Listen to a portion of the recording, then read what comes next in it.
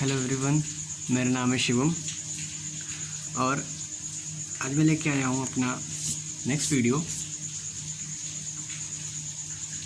Application of integration या integral पे। ठीक है, एप्लीकेशन ऑफ इंटीग्रल यानी एरिया अंडर कर्व में हमने अपना दो टॉपिक पढ़ लिया था। पहला टॉपिक था अपना कि area between curve and coordinate axis. ठीक है ना, वाई एक्सिस और एक्स एक्सिस के साथ हमने पढ़ा था। ठीक है, दूसरा पढ़ा था area between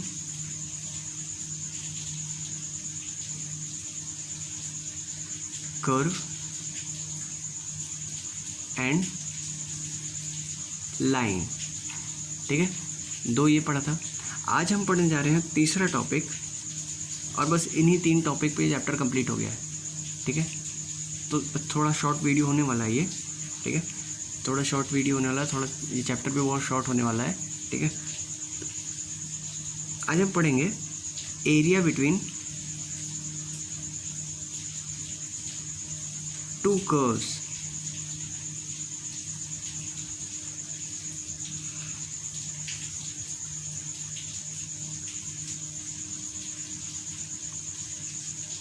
area between two curves पढ़ने जा रहे हैं आज हम।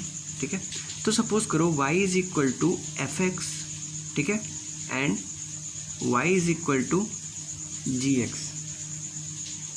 ये दो कर्व है। ठीक है, ये दो कर्व है, y is equal to F X और y is equal to ji X. ये और एक कंडीशन और दी हुई है कि F x is greater than G X. Graphically समझेंगे तो इसका मतलब अभी समझ में आएगा। ठीक है, ग्रेटर देन इक्वल टू कर लेते हैं क्योंकि किसी ना किसी पॉइंट पे तो इनको इंटरसेक्ट करना ही है भाई। ठीक है, तो f x is greater than and equal to ji x. ठीक है, और देखो इंटरवल बता दिया है। इंटरवल किस इंटरवल में लेना है? ए से बी तक। ठीक है, इस इंटरवल में हमने ये कर्व ड्रॉ करना है और इनका एरिया निकालना है। तो देखो भाई, पहला काम कर लेते हैं, कर्व ड्रॉ कर लेते हैं। ठीक है, वो ज़्यादा ज़रूरी है, तो ध्यान से देखना।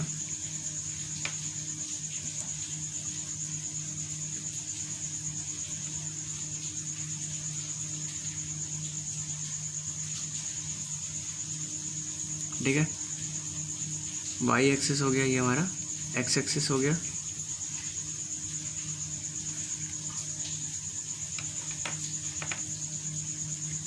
अब मान लो कि हम कर्व ड्रॉ कर लेते हैं एफ एक्स। ठीक है, this is R F x and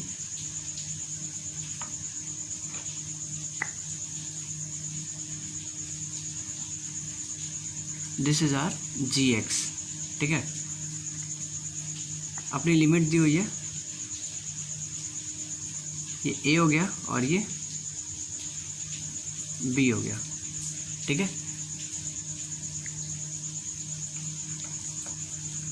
तो भाई देखो लिख लेते हैं, this is R F x, confusion ना हो जाए, और this is R G x. ठीक है, ए और बी के बीच में इसका एरिया निकालना है, यानी कि ये वाला जो पोर्शन का एरिया है ना,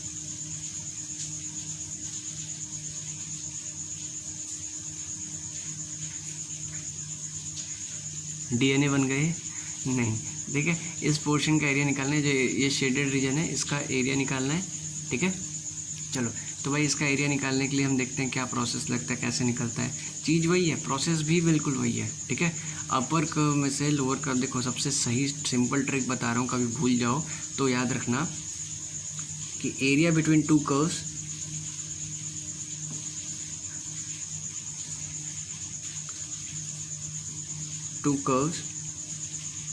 ठीक है, एरिया बिटवीन टू कर्व्स क्या होता है? इंटीग्रेशन लिमिट ए से लेकर बी तक। ठीक है, अपर कर्व माइनस लोअर कर्व।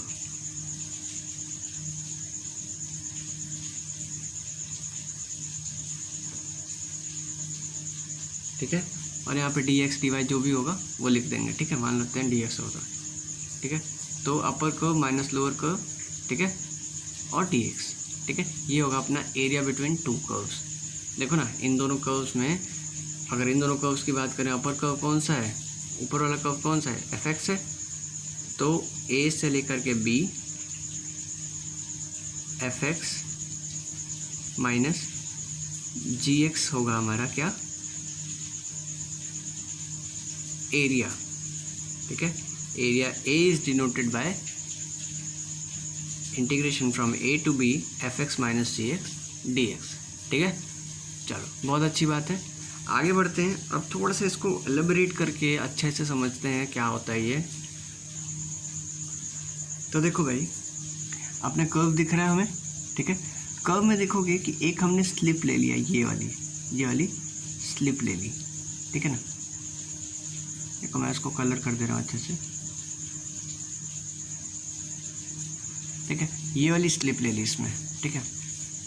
अब देखो इस स्लिप की मान लो ये बहुत छोटा एरिया है, बहुत छोटा, ये विड्थ इसका बहुत छोटा है, तो मान लेते हैं इसका विड्थ क्या है, डी एक्स है, ठीक है ना। देखो ना, एक्स के रिस्पेक्ट में ही देख रहे हैं ना, क्योंकि ये एक्स एक्सिस है, तो ये विड्थ कितना होगा, डी एक्स होगा, और ये कितना होगा, ये हाइट कितनी होगी, वाई।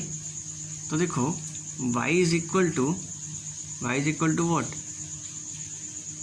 ऊपर वाला कर्व मान लो एफ एक्स माइनस जी एक्स, ऊपर वाला कर्व माइनस नीचे वाला कर्व, ये इसका लेंथ हो जाएगा, तो एफ एक्स माइनस जी एक्स होगा वाई, ठीक है ना, होगा ना।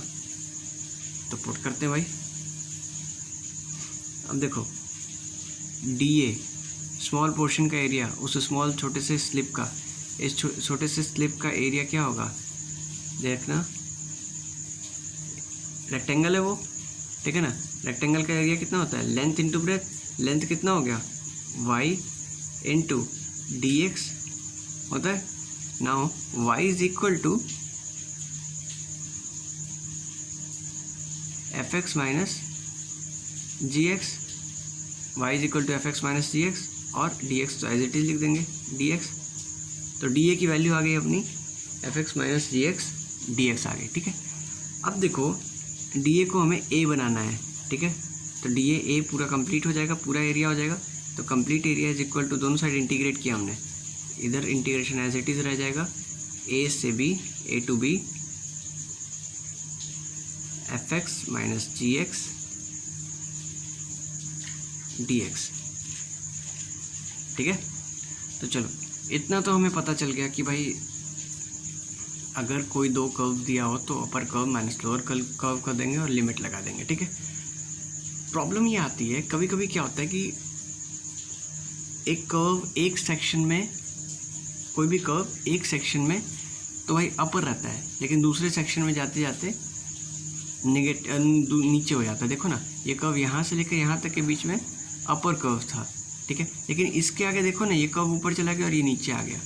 अगर हमें इसके आगे का भी एरिया निकालना रहता तब क्या करते, तब इस केस में तब क्या करते, अगर इसके आगे का एरिया निकालना रहता, अगर सपोज कर देता कि कोई और लिमिट डी, मान लो कि डी कोई लिमिट इधर दी हुई है जहाँ पे, अब तो एक सेम तो रहेगा नहीं, अपर कर्व माइनस लोअर कर्व, ठीक है।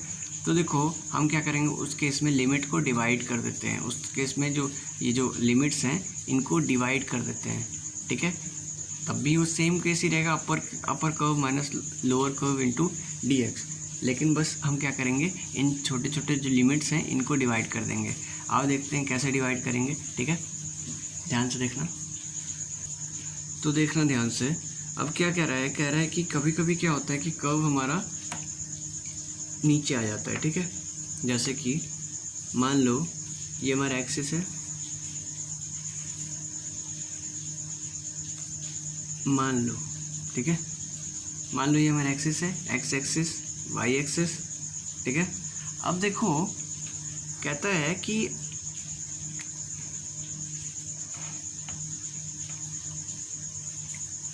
ये जो कर्व यहाँ से स्टार्ट हुआ, ऐसे पहले ऊपर गया, फिर ये नीचे आ गया, ठीक है, नीचे आ गया इधर। और हमारा दूसरा कर्व मान लो इधर से ऐसे स्टार्ट हुआ है, ऐसे आया, ठीक है। चलो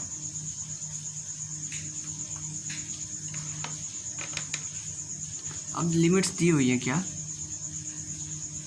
ये तो हमारा ए दिया हुआ है, ये दिया हुआ है हमारा बी, ठीक है, ये ए और बी दिया हुआ है, और बीच में कहीं दिया हुआ है क्या, सी, ठीक है, सी कहीं सही बीच में ऐसे पॉइंट पे दिया है जहाँ पे कर्व अपना नेचर चेंज करते हैं, जैसे यहाँ ऊपर से नीचे जा रहा है तो यहाँ इस पॉइंट पे सी है, ठीक है, दैट इज पॉइंट सी। तो ध्यान से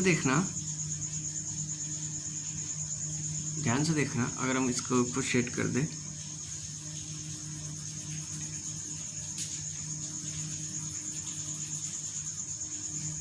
ठीक है ना, तो एरिया ऑफ शेडेड रीजन अगर हम निकालने के कहेगा, ठीक है, कि area of shaded reason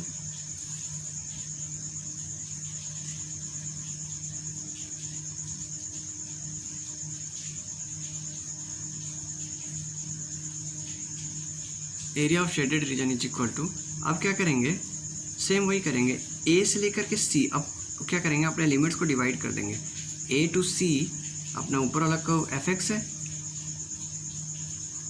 F x minus ji x D X, plus अब सी से लेकर के बी तक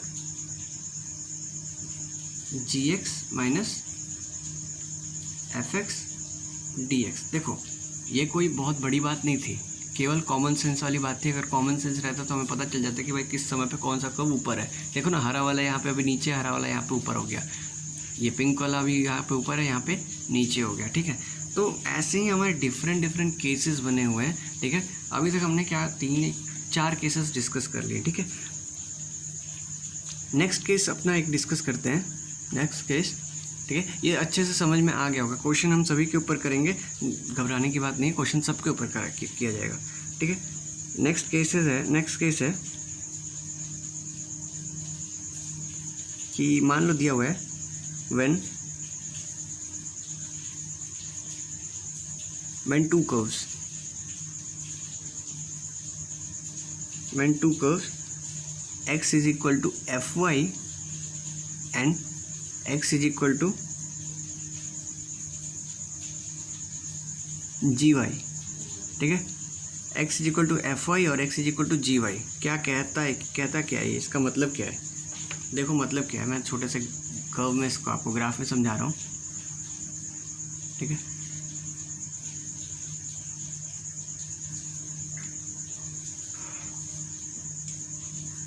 fy को मैं पिंक से डिनोट कर रहा हूँ, पिंक डिनोट fy, ठीक है। तो कहता है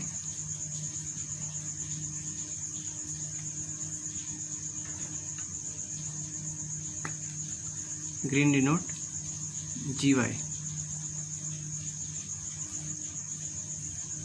ठीक है ना।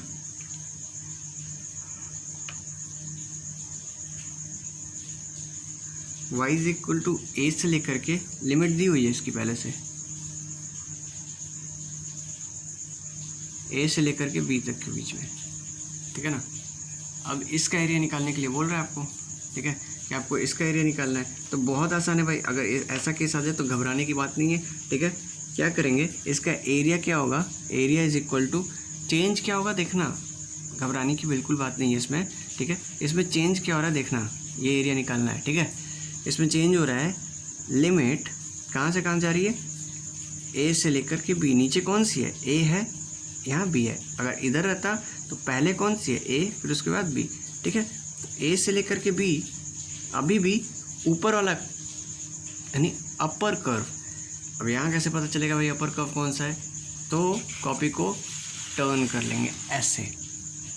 अभी ऊपर कौन सा है, पिंक वाला, और पिंक वाला क्या है, एफ वाई, ठीक है।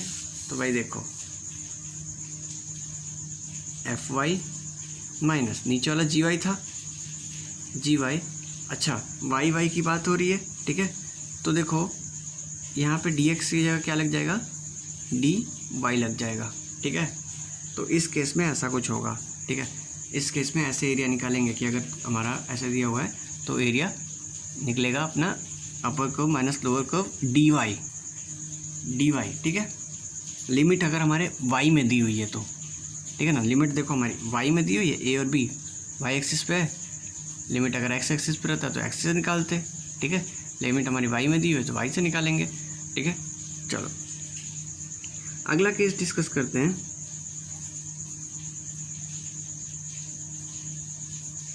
अगर मान लो ऐसा कुछ हो कि मैं डायग्राम ड्रॉ कर लेता हूँ, पहले आपको बता दूंगा फिर।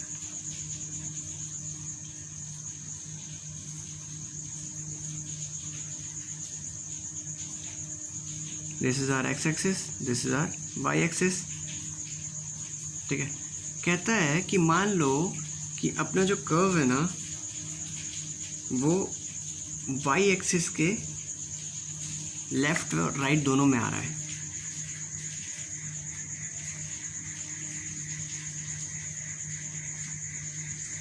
ठीक है ना। अब बोलता है भाई कि तुम निकालो इसके और इसके बीच में, इस लिमिट के और इस लिमिट के बीच का आप एरिया निकाल लीजिए, ठीक है ना। तो यहाँ पे क्या है, ए है और यहाँ पे क्या है, बी है, ठीक है। तो देखो हमें एरिया कैसे निकालना है। इस केस में एरिया कैसे निकालोगे तुम लोग, वापस से वही करोगे जो अभी मैंने बताया था कि 2 सेक्शन में डिवाइड हो जाएगा ना, 2 सेक्शन में यहाँ पे डिवाइड हो जाएगा, ठीक है। देखो ये पर्टिकुलर केस लेके क्यों बता रहा हूँ, क्योंकि तुम लोग का क्वेश्चन आता है और तुम लोग कंफ्यूज हो जाते हैं कि भाई सर ने तो कुछ और बताया था और यहाँ पे क्या आ रहा है, ठीक है। तो भाई देखो सर ने कुछ अलग नहीं बताया था और यहाँ पे भी मैं कुछ अलग नहीं बता रहा हूँ। कॉमन सेंस का प्रयोग करना है, कॉमन सेंस का जितना यूज़ करोगे उतना ज़्यादा तुम्हारे लिए बेनिफिशियल रहेगा, ठीक है। तो यहाँ पे कॉमन सेंस का प्रयोग करते हुए हमने देखा कि भाई अपने लिमिट को ना 2 पार्ट्स में तोड़ दिया, ये वाई की वैल्यू कहीं आएगी, ठीक है। तो देखो केस क्या है, मैं पहले केस ले लेता हूँ। पहले इसको डायग्राम को अच्छे से ड्रॉ कर ले।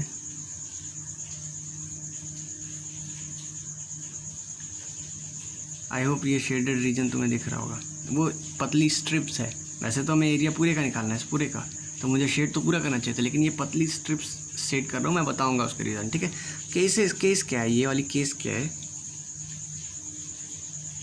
कि इफ़ some part of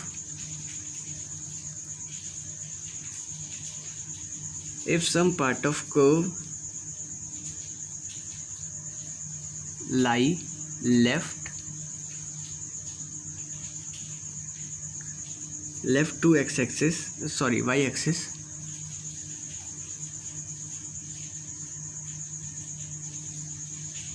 तो एरिया क्या हो जाएगा। अब देखो अभी तक तो मैं लॉजिक कर रहा था, लेकिन लॉजिकली देखा जाए तो ये लेफ्ट साइड में आया तो area must be negative, but we know that area can not be negative. तो क्या होगा भाई, अब क्या करें, ठीक है। थोड़ा कन्फ्यूज़न वाली बात हो गई ना कि अब तो मैंने बोल दिया कि एरिया नेगेटिव हो गया, ठीक है, लेकिन एरिया तो हमने पढ़ा था, बचपन से पढ़ते आ रहे हैं कि एरिया तो नेगेटिव हो ही नहीं सकता। तो अब तो भाई देखना, तो देखो यहाँ पे मान लेते हैं कि ये पॉइंट जो है सी है, ठीक है। कर्व जो है वाई एक्सिस को एक बार पास कर रहा है, कहाँ से, सी से। तो देखो ये सेक्शन हो जाएगा, ये कितना हो जाएगा,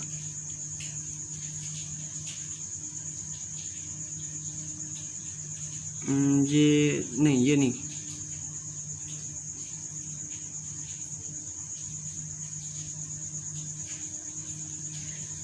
तो देखना ध्यान से, जो हमने बचपन से पढ़ा है वो सेम रहेगा, ठीक है। एक्स नहीं आएगा यहाँ पे, वाई आदत हो गई है ना। Y is equal to a से लेकर के y is equal to b तक के बीच में एरिया कितना होगा, एरिया इज इक्वल टू, अब देखो एक चीज़ और दिया हुआ है, b is greater than a, ठीक है ना। Area is equal to modulus, देखो केवल अपने एरिया को पॉजिटिव बनाने के लिए हम क्या लगाएंगे, modulus of curve from A to C, ठीक है, ए टू सी और F Y D Y plus modulus of curve C to B F Y D Y. ठीक है, ये अपना टोटल एरिया हो जाएगा। ठीक है, टोटल डरने की बात नहीं है, बहुत सिंपल सी चीज़ है, बस मॉड्यूलस एक्स्ट्रा लगा दिया है। ठीक है, और कुछ नहीं। अभी बताया था ना कि अगर किसी पॉइंट पे कर्व अपना नेचर चेंज कर रहा है तो लिमिट एक बीच में डिवाइड हो जाती है। बस वही केस एक्स एक्सिस के केस में भी वही चीज़, सेम चीज़ होगा। ठीक है, तो देखो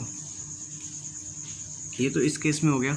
ठीक है, अगर मान लो अभी मैंने बताया ना कि एक केस हमने अभी देखा था कि ये वाला केस देखा था और एक केस ये देखा था हमने। ठीक है, तो यही केस अगर वाई एक्सिस के केस में हो तो वाई एक्सिस के समझ तो गए हैं कि भाई करना क्या था। ठीक है, लेकिन एक बार करके देख लेते हैं कि भाई कहीं कोई गलती या कुछ ऐसा डाउट तो ना रह गया। ठीक है, तो देखना यार, उस केस में मैं एक छोटा सा कर्व ड्रॉ कर रहा हूँ। ठीक है, कर रहा हूँ।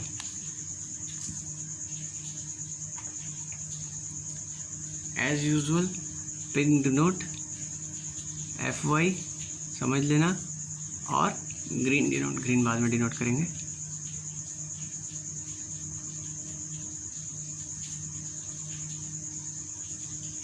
ठीक है ना, यहाँ पे केस ही उल्टा कर दिया मैंने, केस ही उल्टा कर दिया।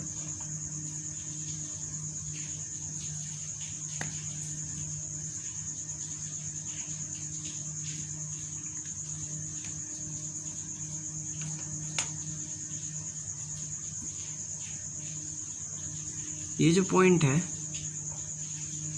ये ए हो गया, ये सी हो गया और ये बी हो गया।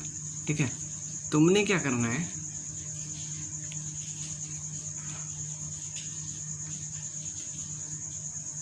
इसका एरिया निकालना है। ये जो सेक्शन है ना, इसका एरिया निकालना है।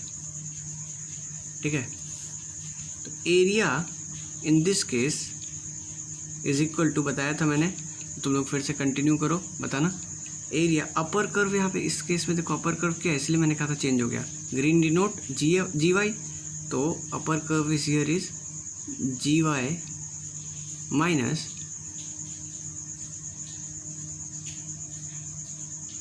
F Y D Y from A to C. ठीक है ना, प्लस सी से लेकर के बी में एफ वाई, अब एफ वाई ऊपर है, माइनस जी वाई डी वाई। ठीक है, बिल्कुल ठीक है, करेक्ट है एकदम। ठीक है ना, बिल्कुल करेक्ट है यहाँ पे केस में। तो देखो अपना केस तो समझ में आ गया होगा क्या कह रहा है। ठीक है, केस यहाँ पे समझ में आ गया होगा क्या कह रहा है, तो आगे बढ़ते हैं।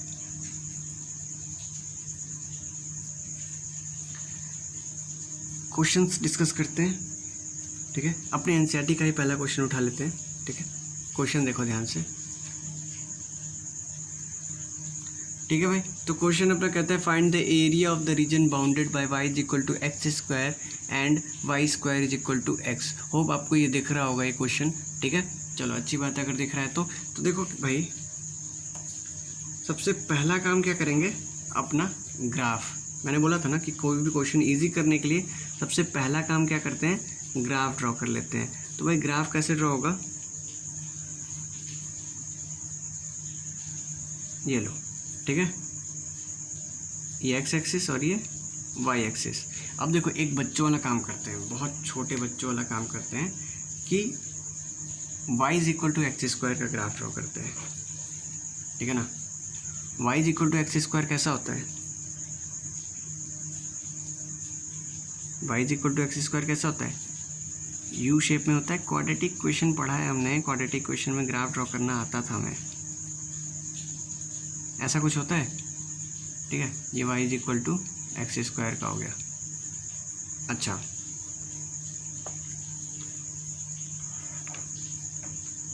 अब बताओ x square is equal to y, ये कुछ ऐसा बनेगा, ठीक है। चलो अच्छी बात है, ऐसा बन गया। अब हमें एरिया किसका निकालना है, इस रीजन का निकालना है, ये वाला जो रीजन है ना,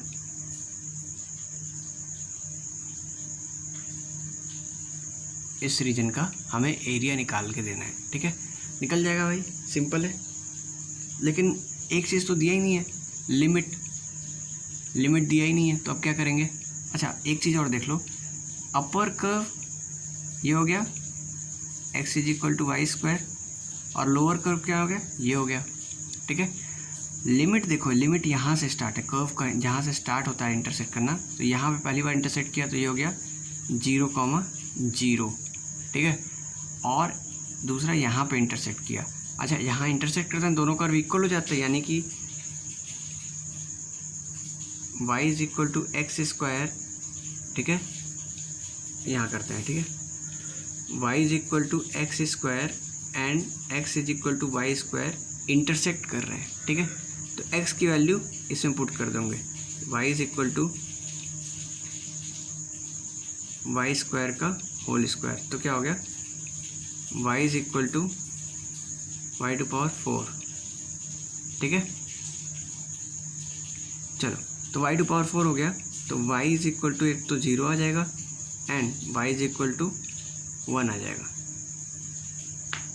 तो 0 तो आ गया भाई, 0 तो यहाँ देख लिया हमने। दूसरा y is equal to 1, y is equal to 1 put करोगे तो किसी भी दोनों में से किसी में भी रख लो, x इज इक्वल टू भी क्या आ जाएगा 1,1, ठीक है। तो area is equal to lower limit. अच्छा अगर हम पूछें कि y के रिस्पेक्ट में इंटीग्रेट करोगे, यानी dy रखोगे यहाँ पे कि dx रखोगे, तो क्या करोगे भाई, जो करना है कर लो, ठीक है। सिंपल ही है, हम y के रिस्पेक्ट में कर ले रहे हैं क्योंकि हमने y की वैल्यू निकाली है। तो y की वैल्यू कहाँ से कहाँ तक आ रही थी, 0 से लेकर के 1, तो लिमिट आ गया 0 से लेकर के 1, अच्छी बात है। 0 से लेकर के 1 लिमिट आया, तो अपर कर्व कौन सा है, ये लो। अब बताओ अपर कर्व कौन सा है, y is equal to x square, ठीक है ना। तो इसको y के टर्म में लिखना है, तो x is equal to y under root y, pink वाला ग्राफ है, तो x is equal to under root y minus ये लोअर वाला ग्राफ वाई स्क्वायर,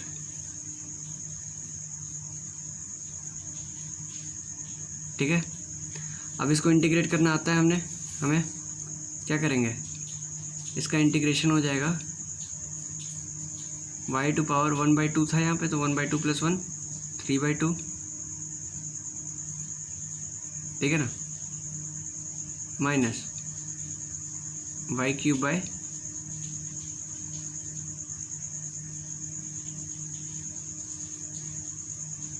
ठीक है। ये हो गया अपना एरिया। अब एक बार क्या करेंगे, इसमें 1 पुट करेंगे और एक बार 0 पुट करेंगे, तो 0 देखो भाई 1 पुट किया इसमें, तो y टू पावर 2/3, तो 1 टू पावर 3/2 क्या हो जाएगा 1 ही होगा, 2/3 माइनस 1/, ठीक है, माइनस अब 0 रखेंगे तो सारी वैल्यूज़ 0 हो जाएंगी, ठीक है। तो देखो इसकी वैल्यू क्या होगी, 2 - 1 is 1, 1/3 square unit, 1/3 square unit, ये अपना आंसर आ गया, ठीक है। चलो एक और क्वेश्चन ट्राई करते हैं।